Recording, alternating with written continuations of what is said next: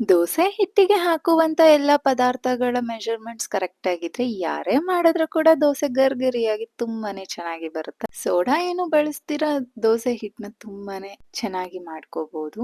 ಇದಕ್ಕೆ ಬೇಕಾಗಿರುವಂತಹ ಇಂಗ್ರೀಡಿಯೆಂಟ್ಸ್ ನೋಡೋಣ ಬನ್ನಿ. ಫಸ್ಟ್ 3 ಗ್ಲಾಸ್ ರೇಷನ್ ಅಕ್ಕಿ ಹಾಕೊಂತಿದ್ದೀನಿ. ಅದಕ್ಕೆ 1 ಗ್ಲಾಸ್ ಆಗುವಷ್ಟು ಉದ್ದಿನ ಬೇಳೆನ ಹಾಕೊಂಡು ಅದರಲ್ಲಿ ಅರ್ಧ ಗ್ಲಾಸ್ ಅಥವಾ 1 ಕಪ್ ಅಷ್ಟು ಕಡಲೆಬೇಳೆ, 1 ಕಪ್ ಅಷ್ಟು ಕಡಲೆ ಬೀಜ, ಜೊತೆಗೆ ಅಷ್ಟೇ ಅಳತೆಯ ಅವಲಕ್ಕಿನ ಕೂಡ ಹಾಕೊಂತಿದ್ದೀನಿ. ನಂತರ ನೆನೆಯೋದಕ್ಕೆ ಬೇಕಾಗಿರುವಷ್ಟು ನೀರನ್ನ ಹಾಕಿ 1 ಸ್ಪೂನ್ ಜೀರಿಗೆ, 1 ಸ್ಪೂನ್ ಮೆಂತ್ಯ ಹಾಕಿ 7-8 ಗಂಟೆಗಳ ಕಾಲ ನೆನೆಸಿ ನಂತರ ಮಿಕ್ಸಿ ಜಾರ್‌ಗೆ ಹಾಕಿ ಈ ಕನ್ಸಿಸ್ಟೆನ್ಸಿಗೆ ರುಬ್ಕೊಳ್ಳಿ.